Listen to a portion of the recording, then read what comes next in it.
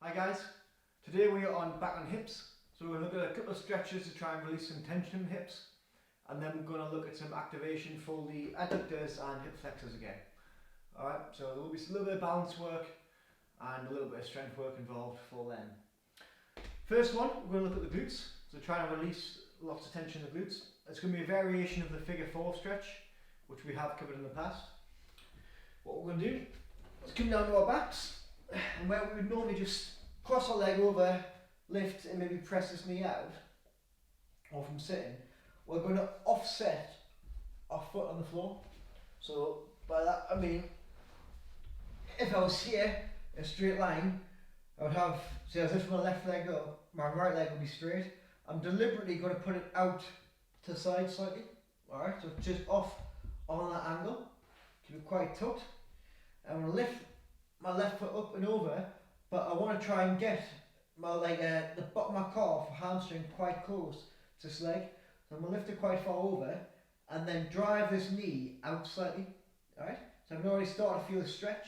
I'm not just going to let my hips roll, I'm going to try and keep this left arse cheek down towards the floor. And from there, I can just grab my knee and pull down, and I'm getting a really deep stretch there straight away. So it just takes a little bit of time to get into the setup, just get used to it. Once you're in it, it should be quite good. And from here again, you can work on a bit of PNF. So you can start just holding that stretch, and then we can go into active drive backs into our top hand. So when I'm ready, I'm just going to push as hard as I can. So 3, 2, 1, max drive back up into this left hand. But I'm not going to let my knee move. Hold, hold, hold. Relax after 5 seconds. And then I should just get a nice big release there and a big drop down. So again, I'll repeat that about 5 times. So again, just max drive back into my top hand as hard as I can, keeping that shape. And relax. And hopefully, yeah, get much more of a drop there down towards my chest. So that will only work so many times, that release, that trigger release. As you do it, just switch sides quickly. So left foot out to the side, leg over, pull it down. So after I did that drive, I'm not just going to drop and crank it down towards my chest. I'm just going to pause for a second. So max drive, 5, 4, 3, 2, 1. Relax, pause, breathe for a second, and then just guide it down. Alright. Once you feel that sticking point again, just pause, reset a bit more if you need to, get into a deeper stretch, and go again. Drive, 5, 4, 3, 2, 1.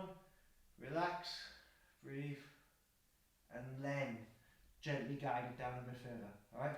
We don't want to be yanking it down, we're just trying to ease it into that deeper position. Next, we've got a little variation on a hip flexor stretch. I'm basically going to just nickname these the Matrix, because I don't really know what they're called. What we're going to work on is just coming into a split stance, loading all our weight in this back leg, and leaning backwards as if we are in the Matrix. Then we're going to drop this back knee down towards the floor slightly. So I'm driving my weight into that knee, forward, hips going forward as well. Just leaning back and feeling a nice big stretch, balance, through the inside of that hip flexor, inside the groin there a little bit. Just going to drag down and just hold, best I can, and then relax, right?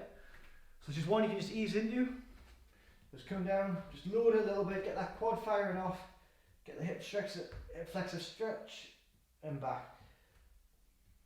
Or you can just hold, wrap it out, nice big stretch, dead easy, alright? Now we've got a little bit of activation work, so a little bit of strength work. First one we're going to work on is a hip drive, so static drive variations and different angles. Now the higher you go for this one, harder it's going to be. First one we're going to work on is with the knee out to side. So if I have my foot more elevated, knee higher, it's going to be much harder to get this activation. All we're going to do from there, just straighten ourselves up and just try and lift that foot, balance. So just lift and drive that knee up as high as we can, hold, and then back down. Right? So So not automatic. If for whatever reason you're struggling to get that activation, you can pin something like a yoga block in there, alright? So pin that down, then just imagine you trying to squeeze that back into your body. You try to lift your knee and pinch that into the body as tight as you can. It might just help cue the right muscles to start firing off, alright? So if you've got nothing there, it's a bit weird to figure out how do I just lift the knee without pressing, right? Just building that hip flexor strength. So again, just pop something in there, help get that cue, lift, pin it in place, hold. That's all after, is that hold. So to make it harder, quite simply, just elevate your foot higher.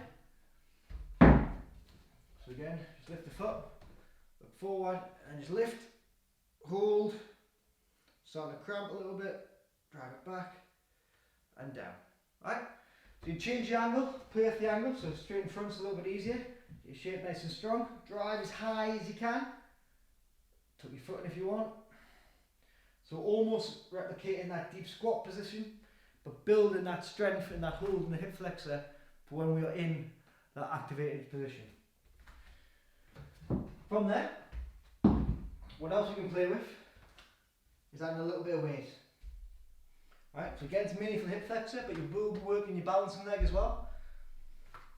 So from there, if you get a kettlebell, or you can use anything you can wrap around your foot. So all we're going to do, the same again, is just lift and drive that knee as high as we can, hold, and then back down. Right, so it's 5-10 second holds for about 6 reps or so, and by the time you do both legs, you should really be feeling those hip flexors. They will feel tight, but they're not, they're just being worked and strengthened. Alright, so like I've said in the past, part of the issue of hip flexors is they aren't always tight, sometimes they are just weak. So it gets misrepresented or misunderstood as tightness.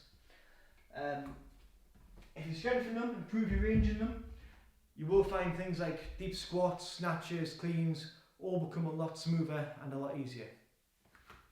Sweet. So next,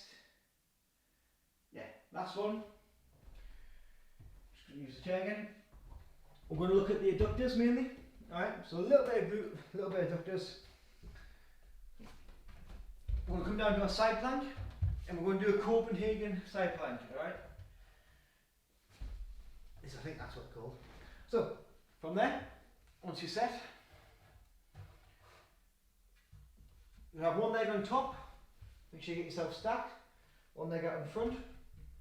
And all we're going to do from there is just lift up into your side plank, high as you can, and lift the bottom leg. If you want, you can do taps to help you cue how many reps you should be doing or how long you should be spending here. You can try to drop on your hips and drive your hips up, or you can just hold. If that's too much and too painful for you, for whatever reason, we can regress it down, or if you've got a sofa and you can't get your bottom leg under, it's just by tucking one leg and tucking the top leg. Right? So I'm shortening the range and lifting up and holding there, and that'll feel much better and far less intense. Still try and keep this arm set in the right position, so that active drive through we've talked about in the past. Locking in your shape, squeezing the bum nice and tight, driving the hips up as high as you can. Again, if you haven't got anything to get your leg under, you can still keep your leg straight. Get that lift, and simply keep the bottom leg tucked. Alright? So, depending on what variation you go for, you can choose what you do with it. Either spend time there, go for reps. If you're doing reps, I'll try and keep them small to begin with to get used to it. So sort of 6 to 8 each side for maybe 3 to 4 rounds. If you're going for a hold, build from maybe 30 seconds feels alright, 45 feels alright to start going to a minute, and then maybe max 2 minutes. You don't really need to be pushing longer than 2 minutes on this at all. Alright? So have a go guys, I hope you enjoy, and take care.